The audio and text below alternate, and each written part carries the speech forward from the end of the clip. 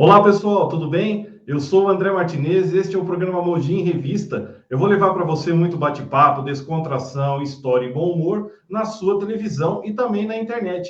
Aliás, você já curtiu a página do Mogi em Revista lá no Facebook? Ainda não? Então corre lá no www.facebook.com/Mogi em Revista e tenha o melhor conteúdo de Mogi das Cruzes, de São Paulo, do Brasil e do mundo. E hoje nós vamos bater um papo aqui com o meu amigo Cláudio Costa, ele que é diretor executivo da AGF.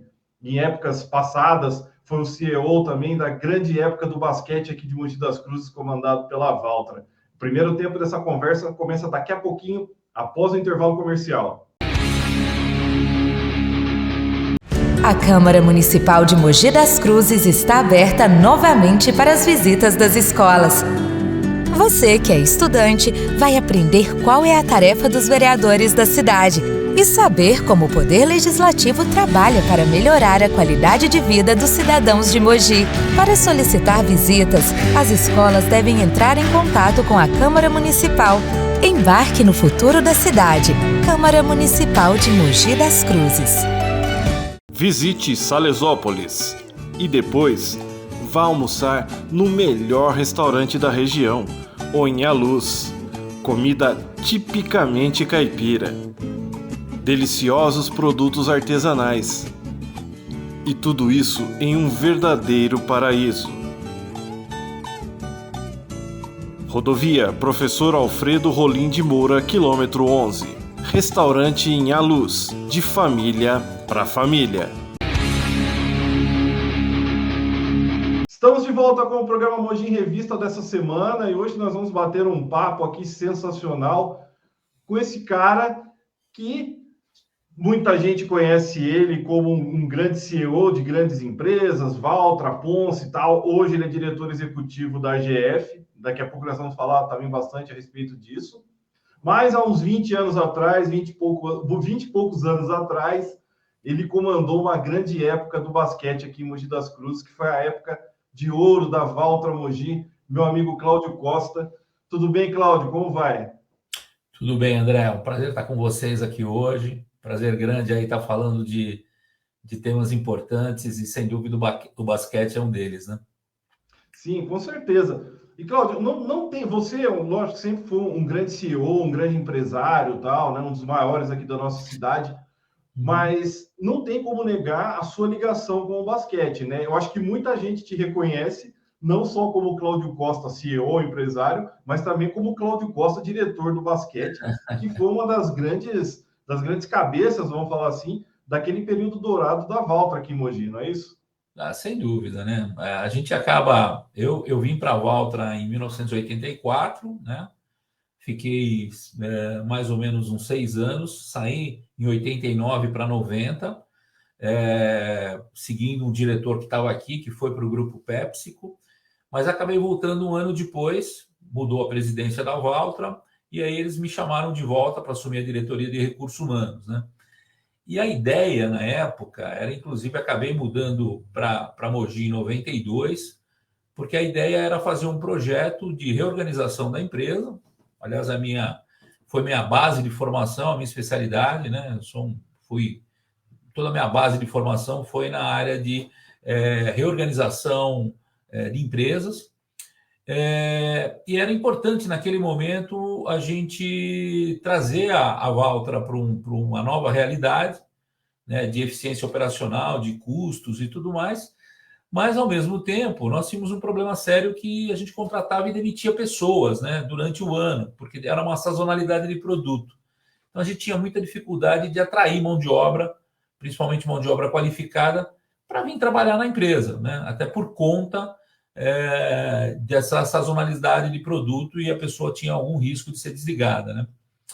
E aí a gente coincidiu com 2 situações. A primeira, da mudança de nome. O nome da Valtra era Valmet no passado, e aí, por um processo de privatização do governo finlandês, porque a Valtra era uma empresa do governo, acabou privatizando, e nós tínhamos um cronograma para mudar o nome da empresa, né? E era muito difícil, porque você tinha já uma penetração muito boa o nome Valmet no mercado de tratores no Brasil, né? E aí nós fizemos um desafio, né? No primeiro momento, nós passamos a chamar Valtra Valmet, para dar essa ideia de ligação do Valmet com o Valtra, né? Até um determinado período, e depois seguiria como Valtra, né? E aí o basquete foi uma ferramenta que nos ajudou muito, porque o então prefeito Valdemar Costa Filho, né? Nos procurou na época, junto com o filho dele, o Valdemar Costa Neto, o boy, para ver se não tinha algum interesse, porque provavelmente tinha uma dificuldade muito grande de manutenção do projeto com a saída de alguns patrocinadores. E aí a gente acabou, olha, vamos ajudar, não é muito nosso core business, mas vamos tentar ajudar. Então, na verdade, André, foi um processo de muito aprendizado, né? Para a gente ir mais com muito pé no chão. Como empresa, a gente tinha que dar uma saneada, era um projeto deficitário, então a gente reorganizou o projeto, demitiu as pessoas que tinham que demitir, que tinham um custo elevado, reorganizou as despesas, né? Trouxemos essa questão financeira para dentro da Valtra, né? Para nosso departamento financeiro fazer um trabalho de saneamento, e aí nós começamos a estruturar um projeto que fosse competitivo, mas também que fosse da comunidade, né? Nós demos uma grande oportunidade para o Nilo, né? O Nilo até então tinha sido um excelente jogador da seleção brasileira, mas nunca havia sido técnico, né?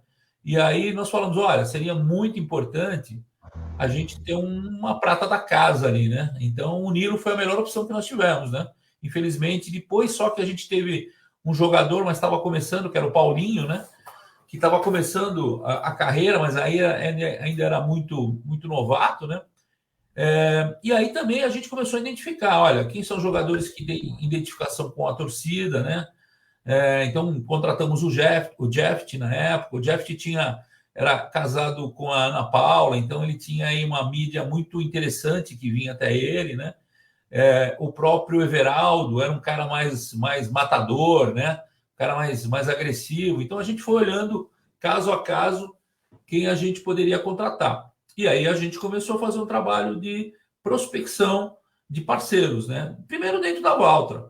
E aí a gente convidou os fornecedores a participarem numa parte do projeto. E foi um excelente, foi muito um sucesso. E eu fui no posto de saúde tomar vacina, tinha um cara com agasalho do Mogi Basquete ali, né? A própria parceria que nós fizemos com o Corinthians, com a Nike, foi muito interessante, porque vinha material. Aí, ó, essa camisa aí esse logo foi desenvolvido por uma aluna de marketing da UBC, nós fizemos uma campanha e na época veio, né?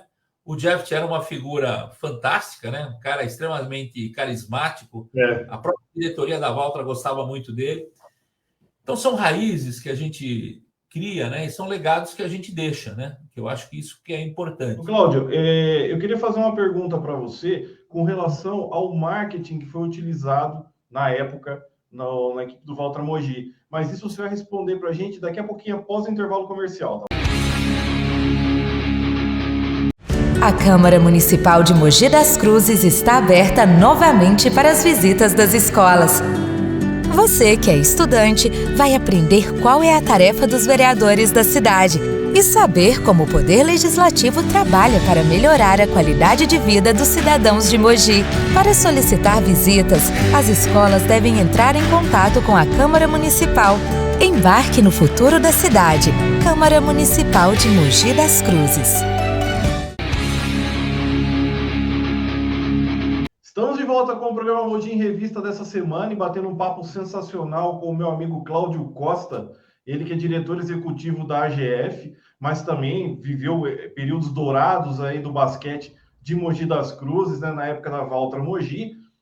Cláudio, é o seguinte, naquela época, o time do Valtra Mogi, ele tinha assim, um marketing muito forte naquela oportunidade, né? E isso fez com que o time crescesse não só aqui na cidade, mas também fora dela, tal, em nível nacional e até internacional. O que as empresas de hoje podem aprender com aquela situação de marketing que foi utilizado pelo time da Valtra naquela oportunidade, por aquela estratégia que vocês utilizaram? Olha, como eu te disse anteriormente, é um processo de aprendizado contínuo, né? Mas quando você fala em gestão, André, quando você tem um fluxo de informações confiável, né, nós tínhamos muita informação de mídia, de público que vinha assistir, quais eram os times de camisa que geravam mais torcida e tudo mais. E isso nos ajudou muito a fomentar algumas estratégias de marketing, né? Então, a gente sempre usava muito isso. Primeiro que era um projeto esportivo, de alto rendimento, em que a gente não admitia que fosse um projeto de filantropia, né? Não é um projeto de filantropia. É um projeto de valorização da marca, ou seja, nós precisamos ter retorno de investimento. E a gente tinha muito calculado isso, qual é o retorno que o basquete dava. Segundo, que você tem que ter uma posição influenciadora, né? Como time, você tem que influenciar a comunidade que você atua. Então, eu me tornei vice-presidente da Federação Paulista naquela época. E eu discutia muitas questões de marketing, principalmente da mídia televisiva, né, que vinha nos jogos e tudo mais. Discutia com a CBB muito como é que a gente poderia atrair mais. E a gente criava produtos para que a mídia tivesse presente, né? Então, como eu te disse, o Jogo das Estrelas foi um deles. Fizemos o Top 4, que era um campeonato rápido, também dentro de um período importante. Aquilo trouxe muita mídia para nós. A própria ida para o Corinthians, a gente era o 5º ou 6º time com melhor retorno de mídia, né? E os 4 primeiros eram os times de camisa. O Flamengo, Fluminense, que tinha um time também, o Botafogo tinha um time, o Vasco tinha um time, entendeu? Os times de São Paulo de camisa eram relativamente fracos ou nem tinha, né? Então aí a gente começou, olha, vamos buscar um time de camisa. Aí tivemos uma reunião do Alib com o Andrés, eu palmeirense, o Maurício, que era o presidente do Mogi Basquete, também palmeirense, mas a gente estava pensando no projeto, né? E foi muito bom, porque a gente trouxe junto com a nossa marca a Nike. Qual o patrocinador que não quer estar com a marca dele do lado da Nike? Nós começamos a entender e a gente analisava muito as questões de visibilidade da marca, em que posições colocar, né? E, obviamente, ginásio cheio, né? Não é fácil encher o Hugão, porque ali nós chegamos a colocar 8.000 pessoas numa final com o Coque, entendeu? Que era pesado isso, né? Veio a Gaviões da Fiel em peso, invadiu, obviamente, um perigo, né? Mas a gente sempre colocava muita segurança em cima disso, né? Tinha a figura do sócio-torcedor, que era uma maneira de você se identificar com a cidade. Então, a gente foi criando N alternativas, mas nunca ao acaso. A gente sempre tinha uma razão para fazer as coisas. E muito disso era a questão das informações que nós tínhamos, né? Olhava um pouquinho o modelo americano da NBA, então tinha o mascote, né? Tinha as cheerleaders também, que era importante. A gente começou a pensar em tudo isso, né? E a gente trabalhava muito bem com isso. E aí os resultados começaram a acontecer, né? Era comum a TV gostar de vir transmitir jogos aqui em Mogi das Cruzes, né? Cláudio, infelizmente o nosso tempo acabou, desse primeiro tempo desse nosso bate-papo. Você topa voltar aqui semana que vem para a gente continuar essa conversa? Lógico, sempre eu estou à disposição de vocês. Eu acho que, mais do que nunca, a gente não pode deixar o basquete acabar, né? Então, nós temos que tentar buscar esforços aí, né? Porque ele já se mostrou um patrimônio de Mogi, um bem para a comunidade gosta muito. Eu respeito todos os esportes, mas o esporte de alto rendimento, ele queria a figura daquele jogador, do ídolo, né? E é importante isso para quem está começando no esporte, né? Semana que vem a gente volta com esse bate-papo e eu tenho uma surpresa para você, tá legal? Opa. No final do programa Mogi Revista dessa semana, eu gostaria de agradecer a audiência e principalmente a paciência de todos vocês. Semana que vem, se Deus quiser, estaremos aqui de volta com um programa novo, o segundo tempo desse bate-papo sensacional com o Cláudio Costa. Um forte abraço, fiquem com Deus e tchau.